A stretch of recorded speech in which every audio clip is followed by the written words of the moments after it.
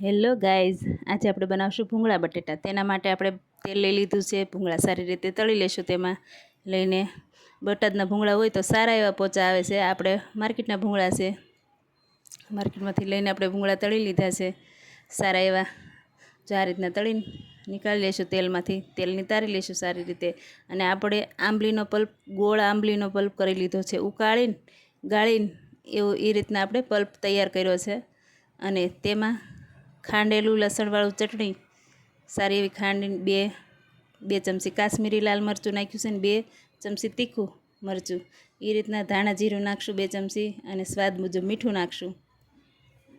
અને સારી રીતે હલાવી લેશું. એક સરખું મિક્સ કરી લેશું. કોઈ ગાંઠો ન રહેવો જોઈએ ચટણીનો, એ રીતના મિક્સ કરી લેશું. એટલે આપણે કલર પણ પકડાશે કાશ્મીરી મરચાંના હિસાબે, અને તીખાશ પણ પકડાશે. એકદમ લાલ ચટાકેદાર બટાકા કરશું એટલે આપણને સારા એવા દેખાવમાં પણ લાગે ને ટેસ્ટમાં પણ તીખાશ આવે.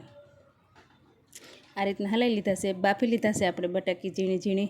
તેની ઉપર આ બધો મસાલો મિક્સ કરવાનો છે. આપણે સારી રીતે હાથે કરશું એટલે સારો એવો કોટ થઈ જાય બટેટા ઉપર ફરતી કોર. એટલે આપણે હાથનો યુઝ કરશું.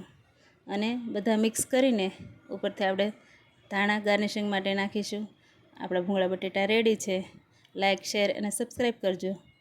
અને ટેસ્ટ કરું છું. જો તમે આ રીતના ટેસ્ટ કરજો, બનાવજો એટલે તમને ખ્યાલ આવે કેવા બન્યા છે.